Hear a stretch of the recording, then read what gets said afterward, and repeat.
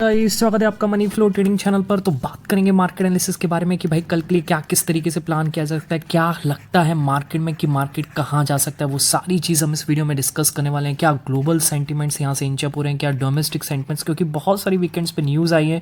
एक बड़ा डेटा भी आना था, जीडीपी डेटा, वो भी आ चुका है। वो मार्केट पर किस तरीके से असर डाल सकता है, वो सारी चीज़ हम डिस्कस करने वाले हैं। ओके, बाकी एक ट्रम्प का, US elected president Donald Trump का एक आज सुबह ही मैंने देखा है एक स्टेटमेंट आया है जो मार्केट पे डेफिनेटली असर डाल सकता है। तो सारी चीज़ हम इस वीडियो में डिस्कस करने वाले, बिल्कुल बने रहिएगा। तो वीडियो स्टार्ट करने से पहले अगर आप मेरे चैनल पर नए हैं तो सबसे पहले तो चैनल को सब्सक्राइब कर लीजिए, साथ के साथ बेल आइकन को प्रेस कर दीजिए, जिससे you will never miss the update.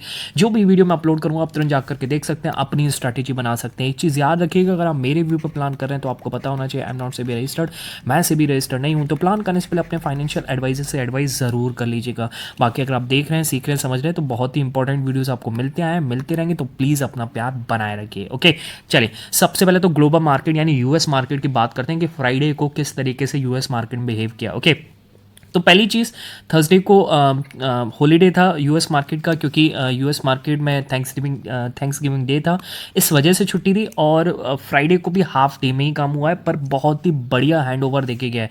अगर आप देखें, डाउ जोन्स 190 पॉइंट और एसएनपी 33 पॉइंट और 160 पॉइंट के आसपास नैस्डैक की क्लोजिंग आई है, तो बहुत अच्छी क्लोजिंग आई है।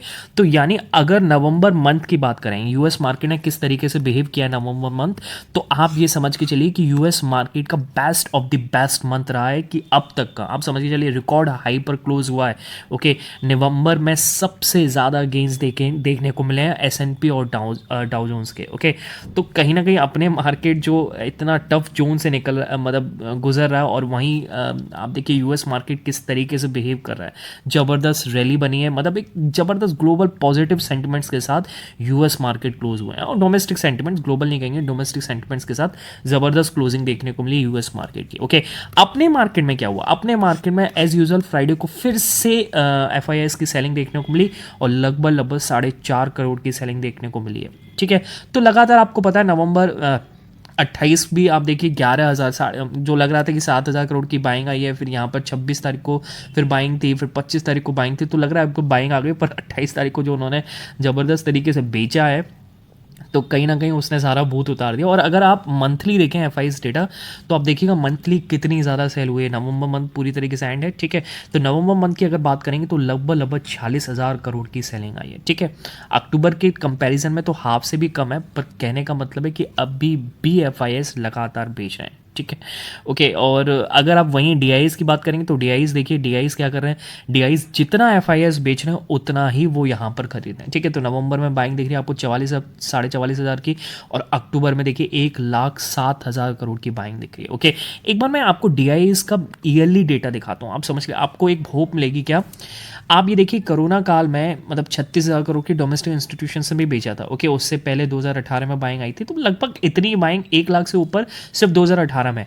उसके बाद देखिए क्या हुआ 2021 में, जब डोमेस्टिक रिटेलर्स का जब कहते हैं ना एक कॉन्फिडेंस आया, तो कुछ पैसा आया मार्केट में। 2022 में देखिए कितना पैसा आया, 2023 में देखिए, और 2024 देखिए हाईएस्ट, आप ये समझिए हाईएस्ट पैसा आया मार्केट में। यानी रिटेल यहाँ पर डर नहीं रहा, रिटेल और ज़्यादा यहाँ पर पैसा इन्फ्यूज़ कर रहा है मार्केट में। तो कहीं ना कहीं उसको मार्केट की पावर पता है। ठीक है, डोमेस्टिक इंस्टीट्यूशंस के पास पैसा किसका है, रिटेलर्स का ही तो है। तो कहीं ना कहीं ये आपको एक कॉन्फिडेंस देना चाहिए, जब भाई डोमेस्टिक इंस्टीट्यूशंस यहाँ पर बाइंग कर रहे हैं तो आप क्यों डर रहे हैं। ये तो आपको एक मौका दे रहा है, अगर मार्केट लोअर लेवल पर अगर है तो आप यहाँ डरिए मत। हाँ, एफआईएस शॉर्ट टर्म में करेक्ट हो सकते हैं कि भाई कुछ चीज़ देख रहे हो, पर लॉन्ग टर्म में तो डीआईएस करेक्ट होने वाले हैं, और वो डीआईएस जानते हैं, जहाँ जिस दिन एफआईएस बेचते हैं वहीं डीआईएस खरीदते हैं। अगर मैं आपको मंथली डेटा दिखाऊँ, डेली डेटा दिखाऊँ, तो देखिए डीआईएस की फिर से फ्राइडे को एक अच्छी खासी बाइंग लगभग 6,000 करोड़ की यहाँ पर बाइंग देखने को मिली है। ठीक है, तो डरना नहीं है मार्केट में। और एफआईएस जो ये लगातार बेच रहे हैं, आपको क्या लग रहा है एफआईएस का पैसा कहाँ जा रहा है। अब देखिए, अगर हम यहाँ पर आपको दिख रहा है कि भाई जब एसएनपी और डाउज एक रिकॉर्ड हाई पर बिगेस्ट गेंस वाला मंथ रहा है, तो कहीं ना कहीं पैसा तो दिख रहा है ना कहाँ जा रहा है, यूएस मार्केट में ही तो जा रहा है। ठीक है, कहीं नहीं जा रहा, चाइना में कोई अपॉर्चुनिटी नहीं बन रही कुछ खास। ओके, तो मार्केट इनका खुद ही डोमेस्टिक में जा रहा है, इनको अपने ही मार्केट में एक अच्छी अपॉर्चुनिटी मिल रही है, तो लगातार वहाँ पे इन्वेस्टिंग चल रही है। ठीक, बात समझ में आ गई। ओके, तो कहीं ना कहीं अपन यूएस मार्केट के थोड़े अपोजिट बनते हुए नजर आ रहे हैं फिलहाल। क्लियर, चलिए। क्योंकि अपना ही कुछ ऐसी चीज़ें जैसे वीक अर्निंग्स वगैरह ये सारी चीज़ें, आप देखिए जीडीपी ग्रोथ रेट की बात करें तो फिर देखिए 7 क्वार्टर में सबसे ज़्यादा वीक आया। ओके, 6.3 6.5 का अनुमान था और कितना आया है, 5.4% के आसपास आया। ठीक है, तो आप ये समझ के चलिए कि पिछले लास्ट 7 क्वार्टर्स का सबसे लोएस्ट है। और ये दिख भी रहा था जैसे जैसे आपको पता था कि वीक अर्निंग्स आ रही हैं, ठीक है, साथ के साथ ये भी पता था कि आपको वीक कंजप्शन भी हो रहा है। ठीक है, वीक कंजप्शन है तो अर्निंग्स भी, सीधी सी बात है कि ऑटो सेक्टर नहीं चल रहा, एफएमसीजी सेक्टर नहीं चल रहा, तो कहीं ना कहीं वो प्रेशर दिखा है मार्केट में। ओके, फूड इन्फ्लेशन सर्ज हुआ है। ओके, तो कहीं ना कहीं जीडीपी प्रेशर मान्य था, मतलब होना ही था, और वही चीज़ हमें दिखी है। अब मंडे को मार्केट इसको किस तरीके से रिएक्ट करता है वो हमें देखना होगा, बिल्कुल देखना होगा। ठीक है, चलिए एक और जो न्यूज़ आई है ग्लोबल मार्केट से, यानी डोनाल्ड ट्रंप की अगर बात करें तो उन्होंने एक बयान दिया है और जो अपने नेशन के लिए अच्छा नहीं हो सकता। देखिए क्या कह रहा है डोनाल्ड ट्रंप का, क्या कह रहा है, Trump threatens 100% tariff on the BRICS countries which includes India demands. Okay, आपको ब्रिक्स कंट्रीज के बारे में पता है, Brazil, Russia, India, China and South Africa, और भी अदर कंट्रीज़ हैं, अब तो काफ़ी ज़्यादा कंट्रीज़ हो चुकी है, पहले ये 5 कंट्रीज़ के नाम पर ये बना था। ओके, तो कहीं ना कहीं ट्रंप साहब का क्लियरली कहा है कि भाई पहले क्या हो रहा था, देखिए मैं आपको समझा दूँ ये क्या है, टैरिफ का मामला क्या है। देखिए कि ब्रिक नेशंस चाह रहे थे कि एक अलग करेंसी हो, क्योंकि हम जो ट्रेड करेंगे वो यूएस डॉलर में ना करें, क्योंकि यूएस डॉलर उससे मजबूत होता है। ठीक है, तो मानना था कि यूएस डॉलर में हम यहाँ पर पैसा नहीं लगाएंगे, हम अपनी एक करेंसी लाएंगे जिसके थ्रू हम यहाँ पर ट्रेड करेंगे। ठीक, अब यहाँ पर ट्रम्प साहब ने सीधा सीधा बोल दिया कि अगर आप ऐसा करोगे, कोई अल्टरनेटिव करेंसी लेके आ रहे हो, यूएस डॉलर को आप नहीं यूज़ कर रहे हो, तो कहीं ना कहीं 100% टैरिफ लगाएंगे। अब 100% टैरिफ का समझ तो मतलब क्या है कि अगर आप जो भी माल यूएस में बेचोगे तो आपको उस पर 100% टैक्स देना पड़ेगा। यानी 300 की अगर चीज़ है तो वहाँ पर 600 रुपये में बिक सकती है, मतलब आप 300 की 330 थोड़ा प्रॉफिट लगा कर, तो फिर उस हिसाब से वो चीज़ वहाँ पर महंगी हो गई, सस्ती कहाँ हो गई, तो फिर क्यों लेगा, फिर वहाँ की कोई डोमेस्टिक चीज़ होगी वही लेगा। तो जैसे चाइना के प्रोडक्ट हैं, इंडिया में सस्ते पड़ते हैं कि नहीं पड़ते, अगर इंडियन मेड प्रोडक्ट्स हैं वो चाइनीज़ के मुकाबले महंगे पड़ते हैं क्योंकि उनकी कॉस्ट बहुत कम होती है ना, बात समझ रहे हैं। तो जब 100% टैरिफ देना पड़ेगा तो यूएस में बेचना तो एक तरीके से नामुमकिन हो जाएगा। ओके, तो कहीं ना कहीं ये अपने अपने अब तो इंडिया के बारे में सोचेंगे, चाइना रशिया से हमें कोई मतलब नहीं है, पर हमें अपनी कंट्री के बारे में सोचना है। तो ये कहीं ना कहीं एक नेगेटिव न्यूज़ इंचअप होती हुई नज़र आ रही है। हो सकता है मंडे को इसका भी रिएक्शन देखने को मिले मार्केट पर। ठीक है, बड़ी न्यूज़ है। ओके, अच्छा दूसरी न्यूज़ क्या है, तीसरी न्यूज़ क्या है यहाँ पर, अडानी से रिलेटेड। अडानी क्या कह रहे हैं भाई, यहाँ पर अडानी का एक समिट था, gems and jewellery award function था, उसमें उन्होंने क्या बोला है, Gautam Adani respond to the US fraud charges, every attack makes us stronger. ठीक है, तो गौतम अडानी ने क्लियरली बोला है कि भाई आप मुझ पर मतलब आप मेरी कंपनीज या अडानी ग्रुप पर कितने भी अटैक करते रहो, हम यहाँ पर स्ट्रॉन्गर खड़े हैं। और काफ़ी चीज़ें उन्होंने बोली है यहाँ पर, अगर मैं आपको दिखाऊँ उनका यहाँ पर क्या कहने का मतलब है। देखिए यहाँ पर आप देखिए, as most of you would have read and less than 2 weeks back we faced a set of allegations from the US about the compliance practices at the Adani green energy. मतलब यूएस का कहना सीधा था कि ब्राइबरी केस है, इन्होंने कुछ contracts को साइन कराने के लिए इंडियन बेस्ड जो ऑफिशियल्स हैं उनको पैसे देने का यहाँ पर एलिगेशंस लगाया गया है, मतलब ब्राइबरी एक तरीके से रिश्वत देने का। This is not the first time we have faced challenges, what I can tell you, every attack makes us stronger and every obstacle become a stepping stone for the more resilient Adani group। Okay, तो मतलब आप जितने भी हमें पत्थर फेंक के मारो, हम उतने ही मजबूती से यहाँ पर खड़े होने वाले हैं। क्लियरली यहाँ पर बिलीनियर का कहना है, ठीक है, गौतम अडानी का कहना है। तो कहीं ना कहीं ये अडानी ग्रुप के लिए एक अच्छी न्यूज़ हो सकती है। अब देखते हैं मंडे को किस तरीके से बिहेव कर सकता है। ओके, क्योंकि काफ़ी ज़्यादा जब वो न्यूज़ आई थी ब्राइबरी केस की, जब 265 million USD dollar bribery case लगा था, ठीक है, एलिगेशंस लगाए गए थे, तो कहीं ना कहीं ये नेगेटिव सेंटिमेंट बना था यूएस अडानी ग्रुप के लिए। क्लियर, अपना मार्केट भी काफ़ी टूटा था उस दिन। तो कहने का मतलब ये कि कहीं ना कहीं ये तो एक तरीके से एक पर्टिकुलर स्टॉक से रिलेटेड न्यूज़ होगी। बाकी ट्रम्प से रिलेटेड ये जो न्यूज़ आई, ओके, 100% टैरिफ और जीडीपी ग्रोथ ये न्यूज़ आई, तो कहीं ना कहीं अपने मार्केट के लिए दिन सुधरते हुए नज़र नहीं आ रहे हैं। तो हो सकता है जो मार्केट में, अगर यहाँ पर मैं ओपनिंग की बात करूँगा, एक बार ओपनिंग दिखा देता हूँ कि निफ्टी की ओपनिंग किस तरीके से दिख रही है। यहाँ पर अगर ओपनिंग की बात करें तो लगभग 90% की पॉजिटिव गेंस के साथ निफ्टी ओपनिंग दिखा रहा है। अब देखिए ये मत सोचना कि जीडीपी का मामला इसमें सुलट गया, नहीं, ये गेंस जो है ये ग्लोबल क्यूज़ की वजह से, क्योंकि देखिए अगर आप यूएस मार्केट की क्लोजिंग अच्छी आई, यूएस फ्यूचर्स देखिए, यूएस फ्यूचर्स कितने अच्छे पॉजिटिविटी के साथ यहाँ पर बंद होते हुए नजर आए। ठीक है, तो अब क्या होगा, मुझे लगता है कि अपना मार्केट थोड़ा यहाँ से करेक्ट होगा, गैप अप पे एक तरीके से सेलिंग बनेगी और बननी भी चाहिए, क्योंकि एफआईएस लगातार बेच रहे हैं, ठीक है। तो गैप अप कभी भी गैप अप के थ्रू जाएगा अगर मार्केट, तो कहीं ना कहीं खतरा बना रहता है, ठीक है। गैप फिल होने का चांसेस बना रहता है, ठीक। तो मेरे हिसाब से क्या होगा कि जब मार्केट गैप अप 70 80 90 100 पॉइंट के आसपास जब गैप अप होगा, तो वहां पर सेलिंग दिखेगी, और उस सेलिंग का हम यहाँ पर फायदा उठाने वाले मंडे को, ठीक है। तो चलिए किस तरीके से हम किस तरीके से फायदा उठाएंगे, पर उसको समझने पहले देखिए फ्राइडे को मार्केट ने क्या किया। बहुत ज़्यादा वोलेटाइल था शुरुआत में, क्योंकि रेंज ही ऐसा था।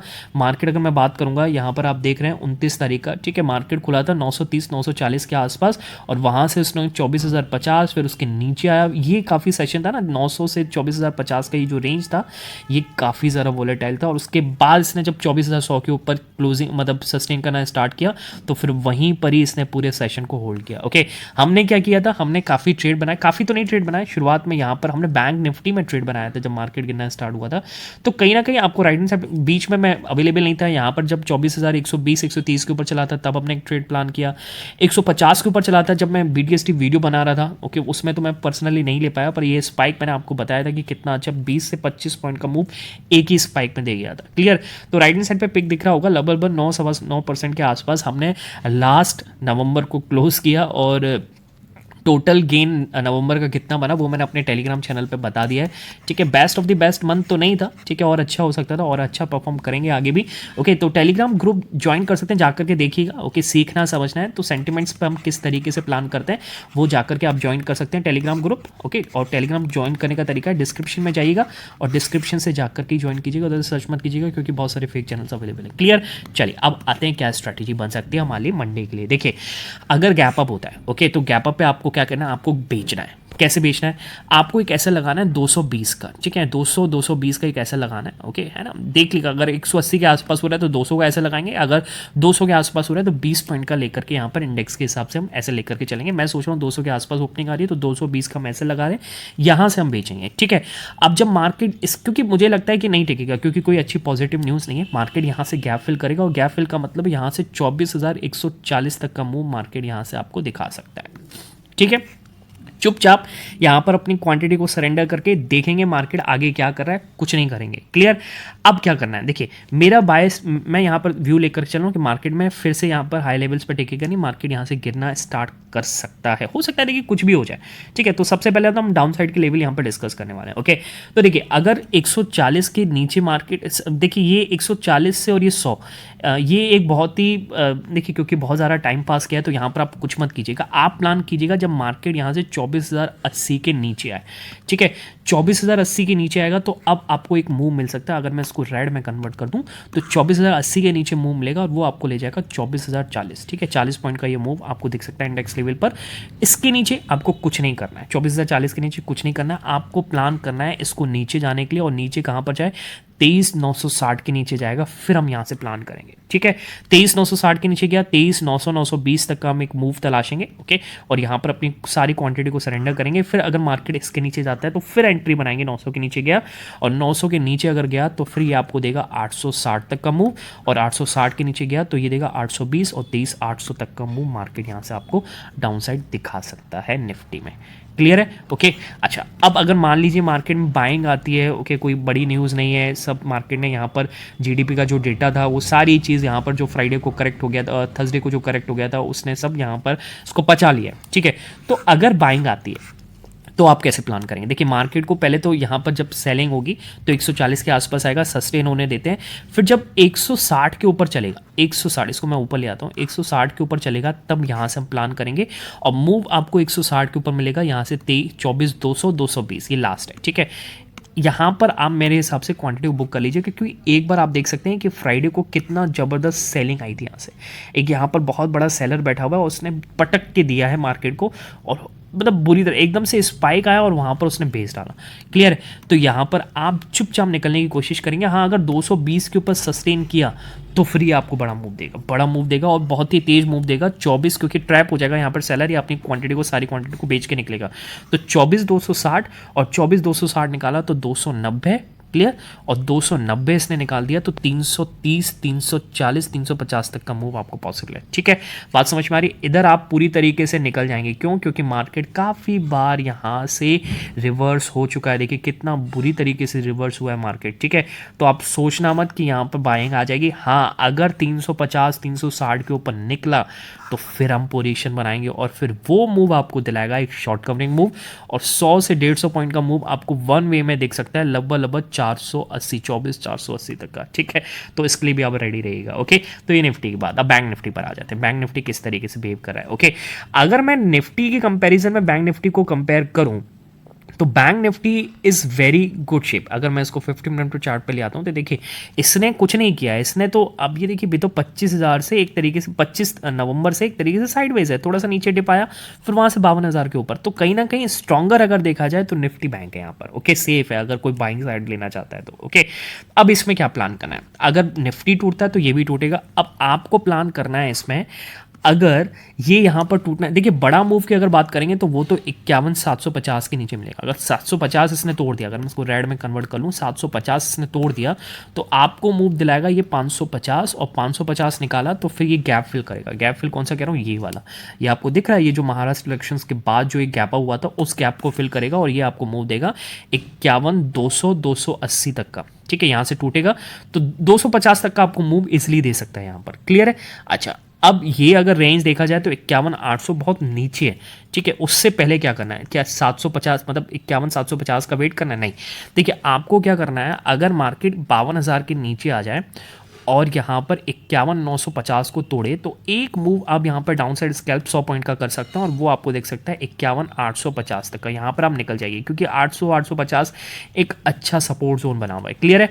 ठीक, अप साइड कब बैठेंगे? देखिए अप साइड आपको बैठना है जब 52,150 के ऊपर मार्केट चले तो आपको मूव दिलाएगा। इसको मैं ग्रीन में कन्वर्ट कर देता हूँ। ओके, 52,150 के ऊपर चलेगा तो 52,250 एक मूव मिलेगा।